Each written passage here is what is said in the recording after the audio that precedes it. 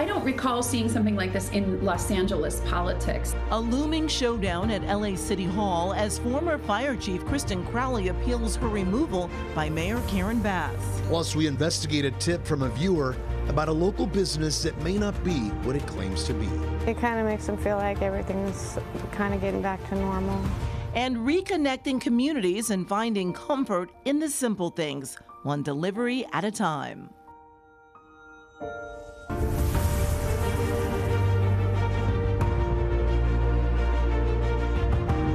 And welcome to Rebuilding SoCal, our commitment to give you the latest developments in the wake of the fires. I'm Amy Johnson. And I'm Juan Fernandez. Here at KCAL, your stories matter, but more importantly, you matter.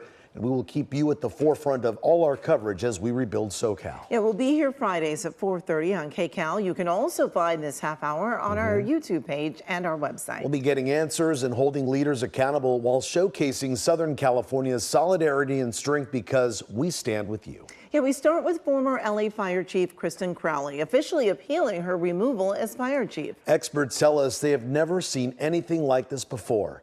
KCAL News obtained the letter Crowley sent to the council confirming she wants members to review her removal. Under the city charter, 2/3 of the council can vote to override the decision. Mayor Karen Bass removed Crowley from that role just days ago, citing issues with the Palisades fire response. Now, the removal received backlash from the firefighter union. We will continue to monitor this developing situation. And now to the rising number of scams potentially targeting fire victims. As those who were displaced rush to find housing, scammers are looking for ways to dupe people and cash in. One landlord told us his Pasadena property was listed on multiple platforms without his permission. He only found out when his tenants called saying people were coming by to check out the house. He said this was textbook case scam, where unavailable properties are listed at a low price by scammers asking for first month's rent and a security deposit. The landlord worries those who lost homes could easily fall for schemes like this. What really was disturbing was it had been active for 8 hours and they'd already had 356 inquiries. Insult on top of injury. It's really just kicking somebody when they're down. Huberman says he got his listing removed from some sites and is still working on the rest. Meanwhile, a warning about unlicensed tow companies. Officials say some towing operations falsely claimed to be contracted by Altadena officials. Well, they picked up cars without telling owners their storage location and demanded excessive fees. One family says their insurance company struggled to track down the tow company and their cars after the Eaton fire, and when they did, insurance was charged $3,000 for one car, with more expected for the second. We want to get the word out to our community about this so no one else is victimized. If you're doing anything but helping people in that situation, then you really need to reconsider who you are. Well, if you were targeted by a fake tow company, report it to the Inland Empire Auto Insurance Fraud Task Force. And joining us right now to discuss these types of scams and what the state is doing about it is Attorney General Rob Bonta. Thanks for joining us this afternoon. My pleasure. Thanks for having me. Well, for weeks, we've been reporting on rental price gouging and now fraudulent listings. So how many of these types of cases have you actually seen? We've got quite a few reports, and we have sent out over 700 letters, warning letters, to individuals for whom we've received a report about their conduct that could be unlawful. Those letters certainly have an impact in terms of folks knowing that the California Attorney General, the Chief Law Officer of the state of California, is watching, is monitoring. We've also seen quite a few reports on social media and other places. There is a difference between a report that we could see on social media, a price comparison, and bringing a case that has the evidentiary backing required to stand up in court and to support a criminal case. These are criminal cases beyond a reasonable doubt. So we need evidence and receipts from folks who are concerned, and anyone who believes that they've been harmed, who has been price gouged, meaning the price of your property has been raised over 10% from the price before the declaration of emergency. Please report to us at oag.ca.gov/LA-fires or oag.ca.gov/report and provide us as much information as you can. What are some of the potential penalties for these crimes? So these are crimes. Price gouging is a crime. Every incident of price gouging is punishable by a $10,000 fine and up to 12 months in county jail. There's also the potential for civil penalties of up to $2,500 per incident. So there are some significant consequences. Now let's talk about the coordination that happens between state and local law enforcement. Yeah, it's important that everyone is working together here. And, you know, we have so many who've lost so much. And now is the time for everyone to come together to help them heal, help them recover, help them rebuild. And that means our different parts of government working together. We immediately in our office created a disaster relief task force, bringing the different groups from law enforcement, consumer protection, and other areas across our office together. And that team works with local governments and other state departments and agencies, certainly our governor's office and the federal government, to help provide the best support services that we can to those who are harmed and who are recovering. One example is we've worked with the LA City Attorney, Heidi Feldstein Soto, to work on price gouging cases. We did the investigation for a case, for example, and we presented it to her for prosecution. That's a good example of teamwork and working together for the benefit of Angelenos. You know, we love to inform our viewers and arm them with information to protect themselves. What can people do to protect themselves, and what do they do if they do get targeted by some of these scammers? Because it seems like they come out of the woodwork and they move very quickly. Yeah, it's so unfortunate in a disaster like this, a natural disaster, times of tragedy. You see the best in people for sure. People doing so much to help others. I remember one person I met who had lost his home, but he was also helping others rebuild. And as he was a victim himself, he was serving those who are suffering as well, giving them food and clothing. And that's what we need, more of that. But we also can't be naive. It's predictable that people will also try to take advantage of others when they're desperate, when they're in need. And so certainly if you believe you're a victim, report it to us. That oag.ca.gov/LA fires or oag.ca.gov/report. But you can, knowledge is power, and protecting yourself at the outset is better than having to report that you're a victim. Hopefully you can prevent yourself from never being a victim by being aware. Always use official government channels and sites. They are reliable. You can depend on them. Be very cautious and concerned about upfront payments that are being asked of you. If someone who says, give me $10,000 up front and I'll make sure that you are able to rebuild faster. Give me $10,000 and I can interface with your insurance company and make sure they provide you all the coverage that you need, or I can interface with FEMA. Those are very likely scams. Check the credentials, the licenses and certifications of folks who are seeking to do work for you, so that you know they're legit. Look at their reviews on websites so that you know that they have good reviews and that they're reliable and dependable. So that knowledge, that education at the outset can help you prevent you from being a victim. But should you become a victim, we want to make sure we bring that exploiter, that scammer, that fraudster to justice. So please report it to us. Yep. All right. Attorney General Rob Bonta, thanks so much for joining us, and thank you for your time. Thank you. Thanks for having me. Supervisor Barger, aye. Motion carries 5-0. Uproar in some communities after the LA County supervisors voted to allow the Army Corps of Engineers to dump fire debris at landfills in Lancaster, Granada Hills, and Calabasas. Federal officials say they handle and transport waste safely in covered trucks, but protesters, including reality star Kourtney Kardashian, claim the trucks are untested and that the debris is a health concern. Calabasas is a place that cares about our citizens and their health and happiness, and it's just not the place. I don't think it's appropriate for this waste to come to any landfill that's in a residential neighborhood. I just don't. Protesters have been trying to block trucks for days, demanding the waste go elsewhere. There's also concern about fire debris piling up on our beaches. LA County officials closed off beaches after the Palisades fire, but have now downgraded the closures to advisories. Well, county officials say beachgoers should be cautious, but that the debris is not hazardous. Some scientists disagree. The nonprofit Heal the Bay says what's on the sand and brought into the waste sorting sites nearby, well, they could cause long-term illnesses and have lasting effects. You have different type of paints that has different chemicals in it. You have asbestos, you have lead, you have arsenic. Let's just be cautious for the moment. Well, Heal the Bay is running its own tests, but those results are not out yet. They suggest people stay out of the water in the meantime. An online business raising red flags among some of our viewers. What the desk found out next. You know, it's personal to me. It's not just a job.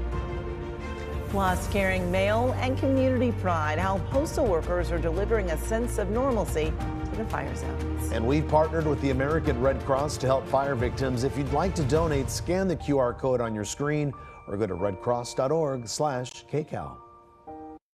Many businesses that burned down have relied on online sales to stay afloat. Yeah, but one website got the attention of one of our viewers, and she asked the desk to look into it. Well, the Morris Simon editor Mike Rogers researched the story, The Stranger It Got.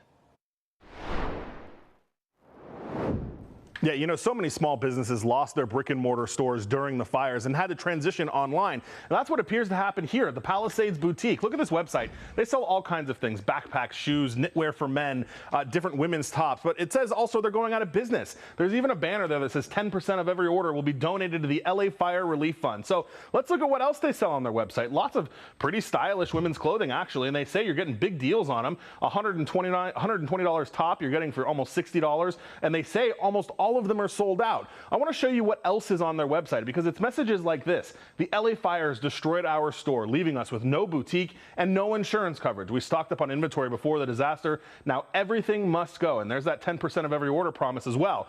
But something about this website seemed off to Sarah. Sarah wrote in and said, in the returns Q&A, there is a reference to customs shipping and the copy looks off to me. I suspect it's a scam website trying to capitalize on public sentiment around the fire victims. Now, that's not the only thing that stood out to us, Sarah. I want to show you this video. This is from Palisades Village. On this website, it says that's where their store was. On the website, it says that's where their address was. Here's the problem. We know that largely nothing burned down in the Palisades Village because famed developer Rick Caruso hired private firefighters to protect it. What's more is I reached out to the Palisades Village to ask them if the Palisades Boutique ever existed in their location. They say they have no tenants registered with that name. So who is this? Well, I got CBS News confirmed in on the deal, and I want to show you some more stuff that we found when we started looking into all of this. Look at these two photos.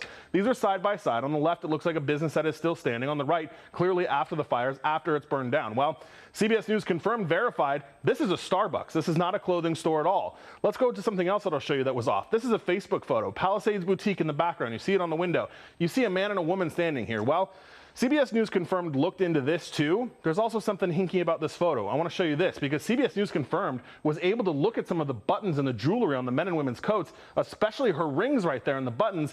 CBS News confirms believed this may be AI generated or at least digitally altered in some way and not an original photograph at all. By the way, the Facebook page that this was on was built back in 2023, registered to somebody completely different. So what's this? Well, this is the LA Fire Relief Fund that I was telling you about. Just this week, after we started looking into this story, they posted this on their Facebook page saying, look, we're making those donations. Here's the thing though, we reached out to LA Fire Relief. They say they don't know who these guys are. They do acknowledge that this payment was legitimate, but they say they have no business with them in a situation where they're getting 10% of every proceed. And it wasn't until we started asking questions that they realized this $100 donation had even been made. So who is watching, or who is in charge rather, of this website? Well, something we still really don't know. We're still trying to look into that. What we do know is on their terms of use section on their website, they talk about how they are governed by the laws of the Netherlands, which is also strange. And by the way, the clothing items you're seeing on that website, well, CBS News found out they're actually from places like Amazon, Shein,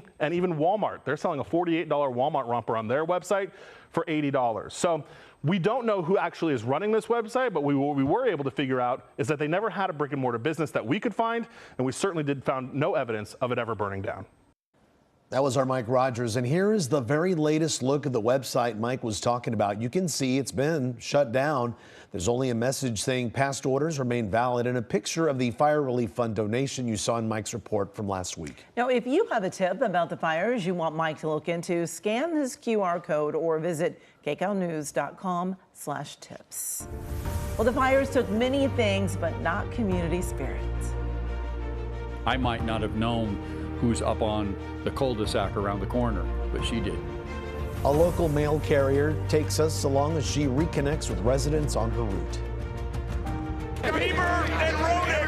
in. Everybody get in.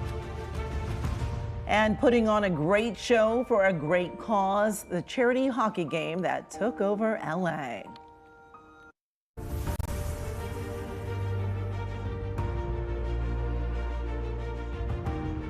You know, sometimes it's the unexpected things that comfort us after a disaster, and for some in Altadena, it's been the mail carriers. And Lori Perez rode along with the beloved USPS employee delivering mail and some normalcy. All of us were very anxious to get back out here and get to our routes and see who was still there. After more than 30 years as a mail carrier, Heather Gonzalez knows the streets of Altadena by heart. Oh yes, I mean over the years I've been on all parts of the city. I was in the middle part of the city for over 10 years. But this now might as well be someplace she's never been. So many of the pretty yards and homes etched in her memory were taken, shockingly and swiftly. I mean, it doesn't even look like the same area anymore. When you know every family that was in those homes, it's a lot. Because of the amount of debris, it took a few days before postal workers could get back in. And when they did, Gonzalez carried mail, not knowing if there would even be a house or mailbox to deliver to. And many times there was not. About 60 of the houses on her route were leveled. Hundreds of others spared were left empty as residents evacuated for weeks. Certain areas they're not there anymore. And I finally got through there, and it was hard to see.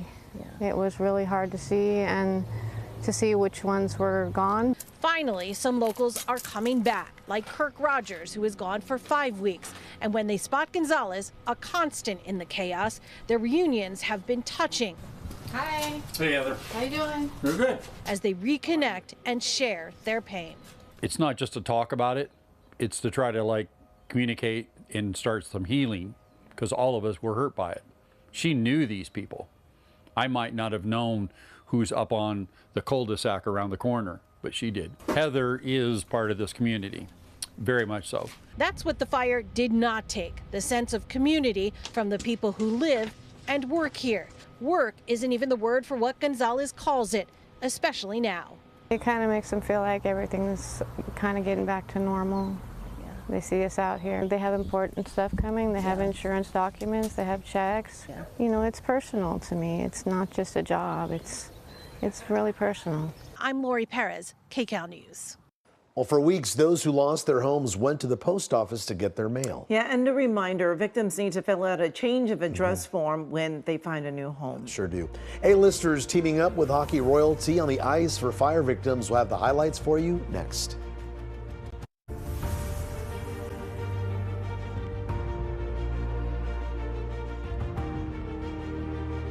Well, Crypto.com Arena is no stranger to celebrities, and this past Sunday, they weren't just in the stands, they were on the ice. It was all for the Skate for LA Strong charity game hosted by the LA Kings. Oh, Natalie! Natalie Darwitz! Oh, baby!